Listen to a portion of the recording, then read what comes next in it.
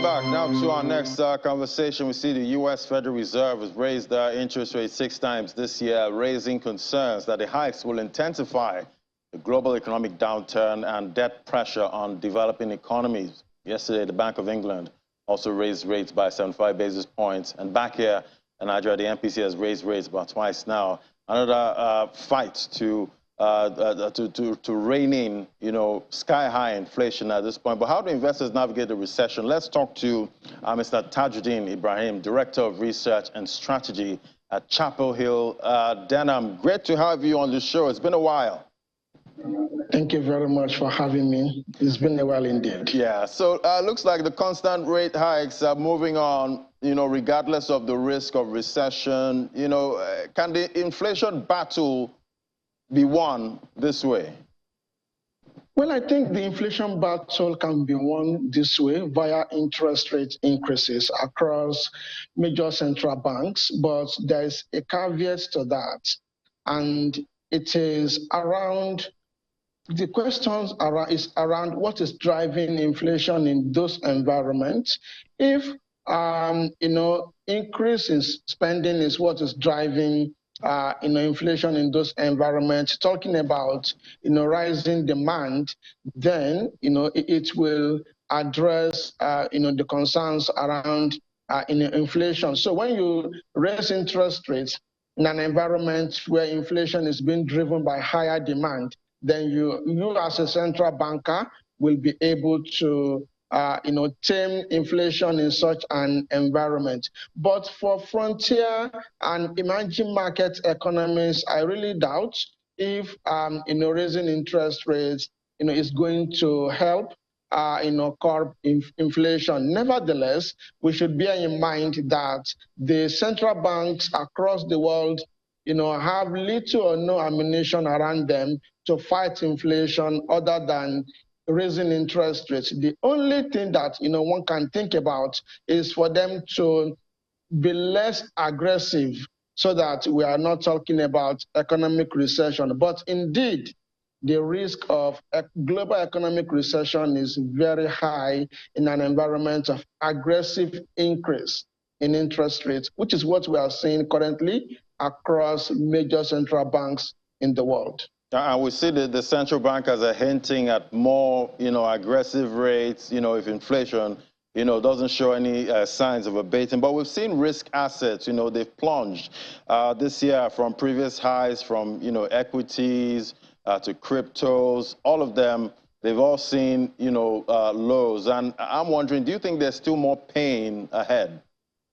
Well, I think there is still more pain ahead, just for us to be honest. And because the reason is that the aggressive stance by major central banks such as the U.S. Fed, the Bank of England, and other major central banks across the world, their stance around raising interest rates has not really slowed down. So which means that we probably are going to see further rate hikes over the next couple of months. And that indicates that risk assets holders or investors should be worried and should look to do something to their portfolios in terms of rotating out of such risky assets, or in terms of portfolio rebalancing. They should not be static. They should do something to arrest any form of diminution in the asset value that they are carrying in their portfolio. So I think it really calls for concern for risk assets in this case. But what about investors that have held through the downturn?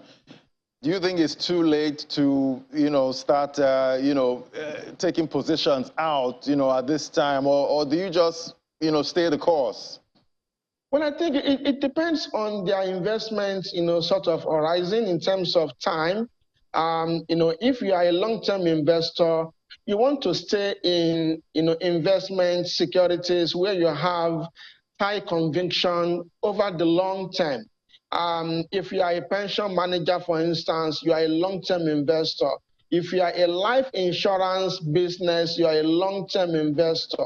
If we are talking about, such investors in the market, we would expect them to be long-term in nature and it makes sense for them to stay in such assets up until when we begin to see a re-rating of those securities. But for short-term investors, it is a completely different story, and my sense tells me that such investors should look to exit such investment so that they are able to minimize their losses. They should also look to go to other asset classes if that will help. Traders are also in the same shoes in this regard. They are short-term in nature, and I really advise that they leave such risk assets for better investment securities, in my view. And I remember when the pandemic started, we saw the pandemic darlings, talking about those stocks that actually used that opportunity, and gave a lot of gains when COVID-19 was ravaging. But now, do we have, because now we're seeing the Bank of England warning of England going to the deepest recession. It's a global recession forecast, we're getting at this time. Are there recession darlings?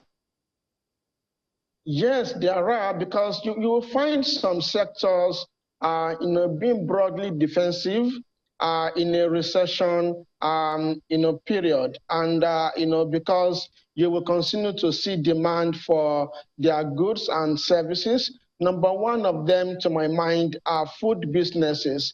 Food businesses are what investors, can look at in period of recession. Number two of them are, drink businesses. When you eat, you have to drink some water or you take some soft drink. Such sector, is also a good one and can be defensive in an environment of economic recession. The third, to my mind, are, baby food producers, for instance. You will find that people still have to feed their babies. Such segments of the food sector will also be defensive. So there are a couple of other sectors, such as the sugar producers. Sugar producers produce not just for direct consumption; they also produce for other large uses, in the industrial sector. So you would expect that kind of business to also be defensive. So I think these are sectors, that investors can consider. Telecom, if there is recession, we will still have to communicate.